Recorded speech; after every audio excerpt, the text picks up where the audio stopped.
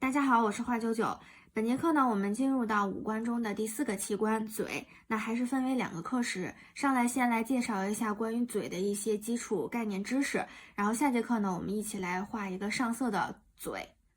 那我们的嘴大致会长什么样子呢？首先就是它中间会有一个这样的一条缝儿，对吧？然后分为上嘴唇和下嘴唇。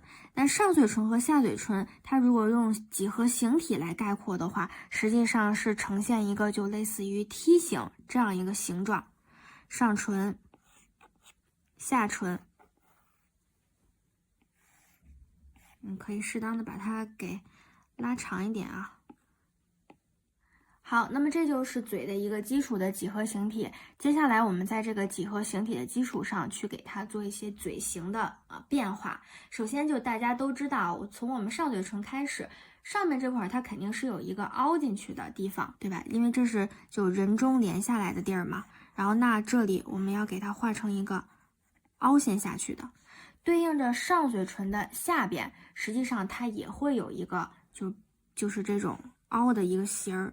相对来说会稍大一点啊。好，这个凹的这个形儿，它是为什么会出现啊？其实你可以摸一下，就是这个上嘴唇的中间的地方，它会有一个很肉的，像一个球的东西，这个东西叫做唇珠。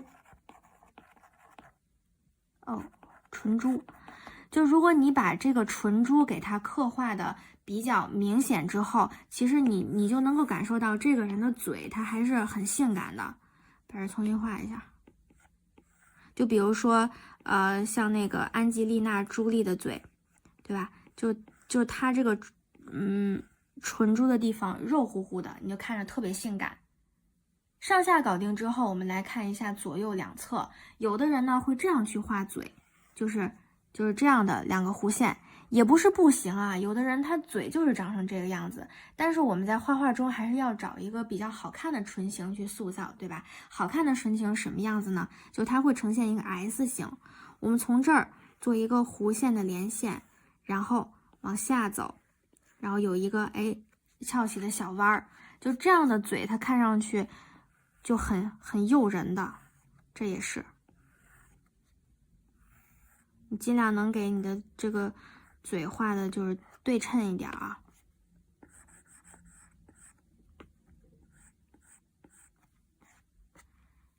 对应着下面，我们要把它也画成 S 型。这个 S 呢，你就可以缓和一些。我们还是从这个凹的地方开始，然后缓和一点，画到这边的连线上。这个嘴角它是一个很深的地儿啊，要给它做一个强化。然后这边也是一样，从这儿开始一个比较缓和的一个 S 过来。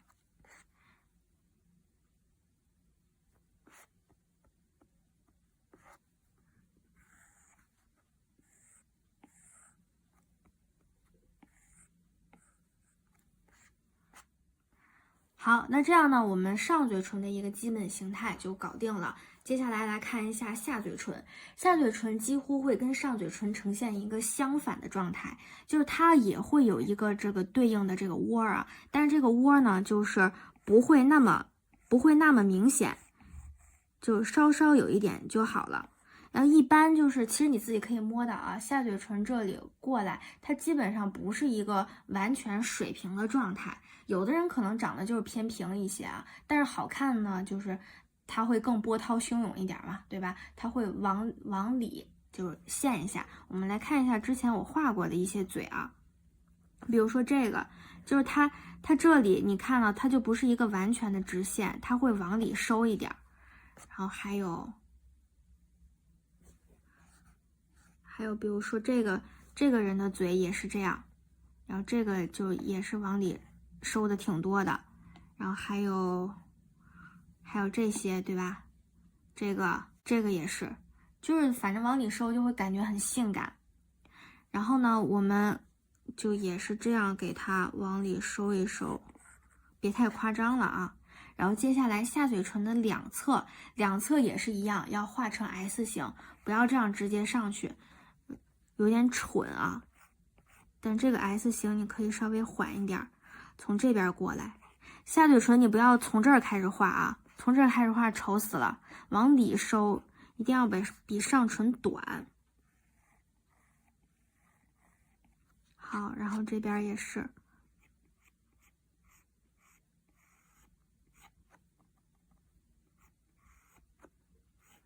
然后这里肉乎乎的过来。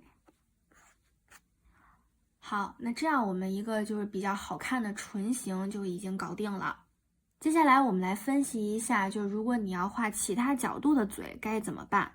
在这个嘴上面啊，我们一定要认准4个点，就是这4个点，这个、这个、这个、这个。这4个点它基本上是一个等距的状态，然后在我们正面的情况下，它会呈现一个这种弧形，就是你的嘴啊正常平放着待着的时候，它是这样的这么一个状态过来的。这里是唇珠，对吧？唇珠，然后唇缝，然后我们的这个嘴这样子。这是一个正常情况下的嘴。如果说你要是想画侧面的，我们一起来看一下。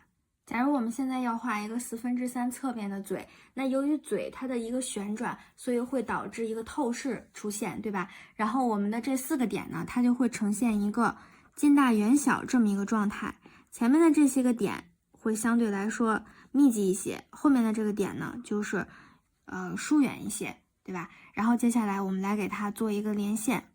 首先是我们唇珠的地方，原来唇珠呢，它可能就是出现在2点中间，那这个时候呢，它就会唇珠往前移动，我们将这里给它连好线。好，唇珠出来之后，来画两边，一个 S， 对吧？没问题。然后接下来就还是一个 S。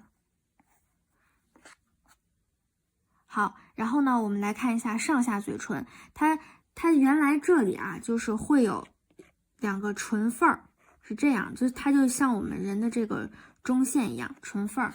那转过去之后呢，唇缝会也发生一个变化，对吧？我们把这个唇缝画出来之后，就比较方便于你去找上下的这个唇的中间点。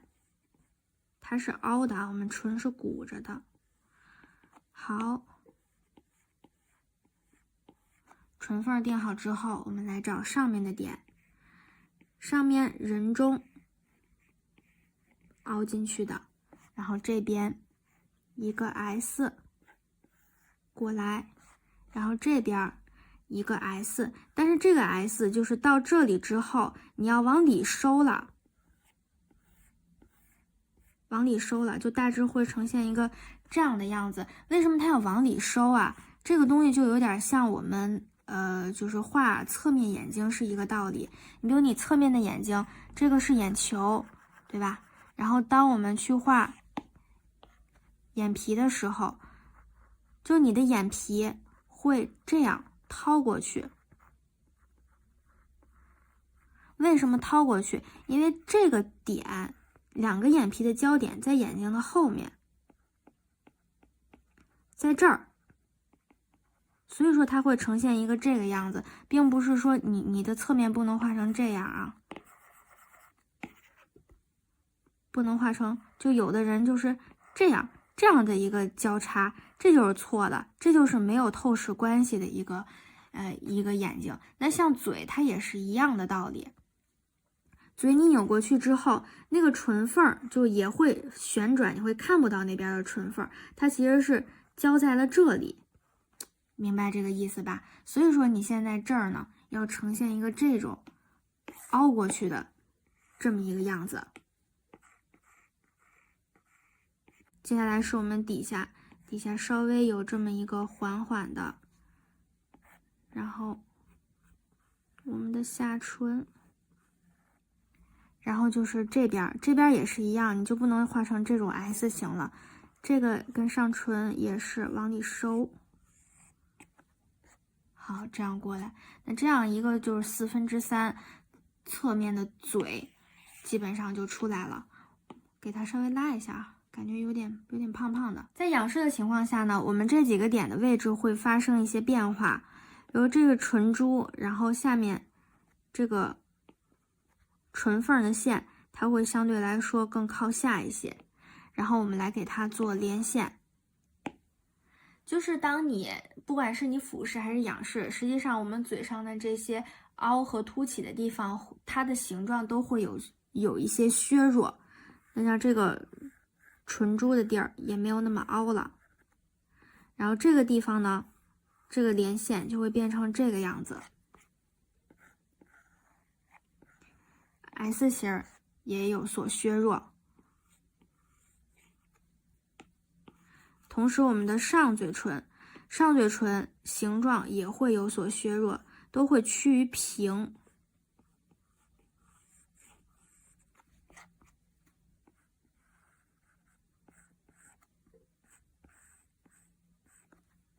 都会平一些，然后下嘴唇也是一样，就是它就会呈现一个就偏平的这么一个状态，不会有太多的这个曲线。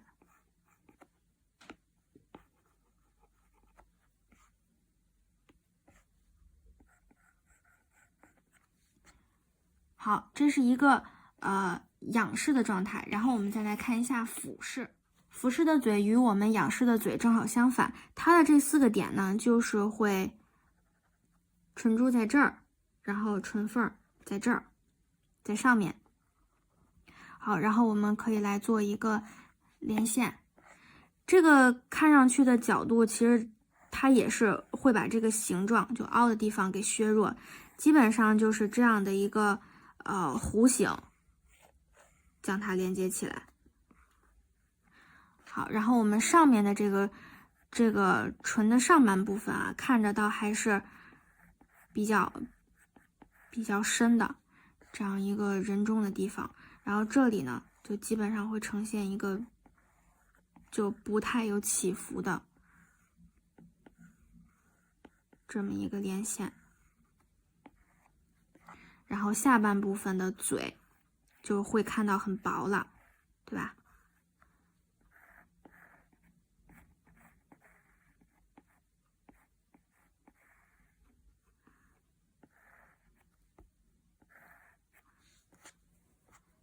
好，大致它就是这样一个形态的一个呈现。接下来我们再来看一下，就是侧面唇侧面的一个嘴型。侧面的嘴型在跟大家说这个侧面脸型的时候，大致提了这么一嘴，然后今天我们好好的去分析一下它啊。其实你画侧面的嘴呢，也是可以认准这4个点的。这4个点，当它完全转过去之后，其实这2个点就会有一个重合，这2个点也会有一个重合，所以也就留下了2个点。那这2个点是一个怎样的排列形式呢？就是我们刚才说过了，正面你看上去的话，它实际上这个嘴会有一点凹，对不对？证明我们的两边的点会比这个点要低。那侧面转过去，你就可以定这样2个点，这个是我们唇珠的点，这个是我们那个就是唇角的一个点，对吧？然后接下来我们来给它做连线。连线也非常简单，我们一点一点来分析啊。首先先来连接这2个点，你看正面的时候，这2个点连线是怎么连的？就是它有一个这个坡度，对不对？是一个 S 型。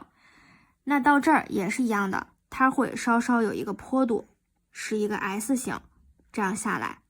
好，然后接下来我们来画这里和这里，这怎么画呢？其实这里这个最靠外的地方，就是我们唇珠中间的这条缝儿。对吧？它就是这个缝儿。那上嘴唇的这个唇缝，它会呈现一个这样的，就类似于1/4圆弧。然后下嘴唇的唇缝儿就是这里，它会呈现一个类似于半圆这么一个形状。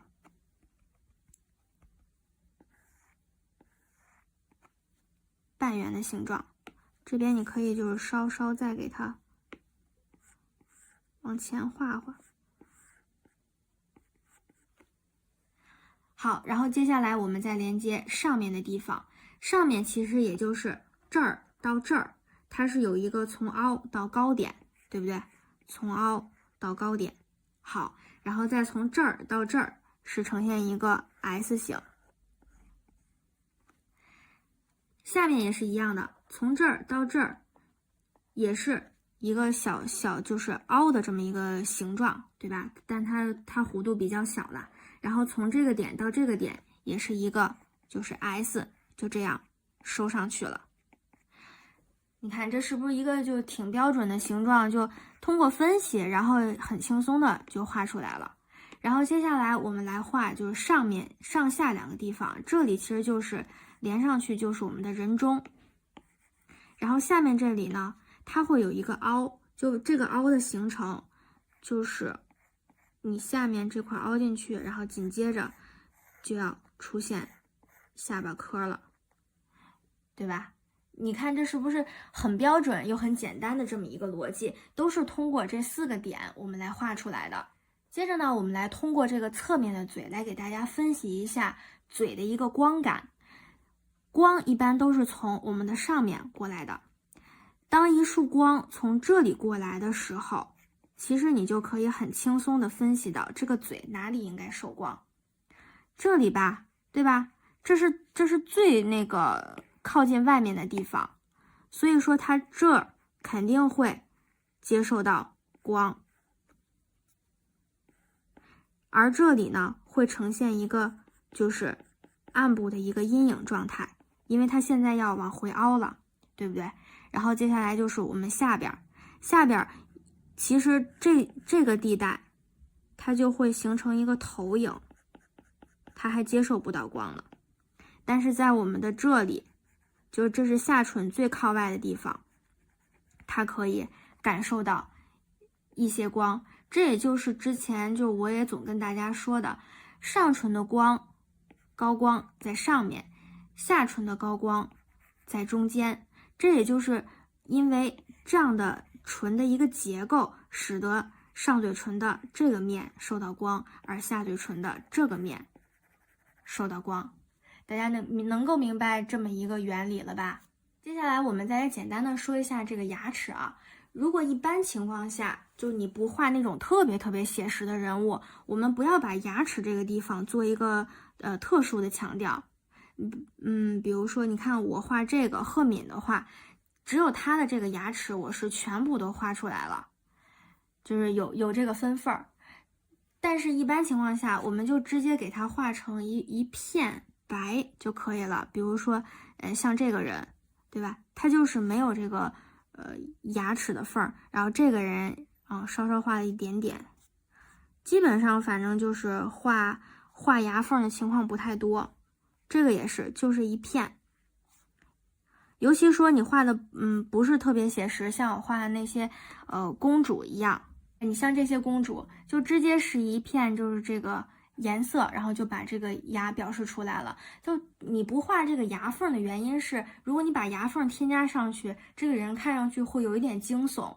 如果你画不好的话啊，就真的就会有点惊悚，像牙缝特别大的这个感觉。这个灰的也画了一点点，不太多。还有一点就是在画牙的时候啊，我们尽量不要给它画成一个纯白色。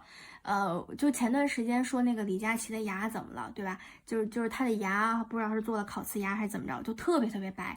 就是因为我们的牙它是藏在嘴的里面的，在嘴里面，哪怕你的牙特别白，但是在光的呈现下面，它都会有一点这个投影，嘴的这个投影会带有纯的这种红色进去，所以说它会呈现一个偏暖的颜色，就牙还是会要往黄一点去画它。你像这个牙就是，其实如果你吸色的话，它颜色很灰的。我们可以吸一下这个啊，看它到底有多灰。看我吸一下这个颜色，你看它在哪里呢？是不是？它只是因为跟我们的这个嘴唇一去对比，你就觉得这是一个白牙了。但其实这个牙颜色单拿出来，哇，这么深呢！这个牙就千万不要画的贼白啊！你看，如果真的是你用纯白色去画它的话，这里就显得哇，超级亮，超级突兀，很恐怖，对吧？这是一个画牙的时候需要注意的一点。那基本上嘴的这个基础知识呢，也就这么多了。下节课我们一起来带大家画一个这个上色的嘴。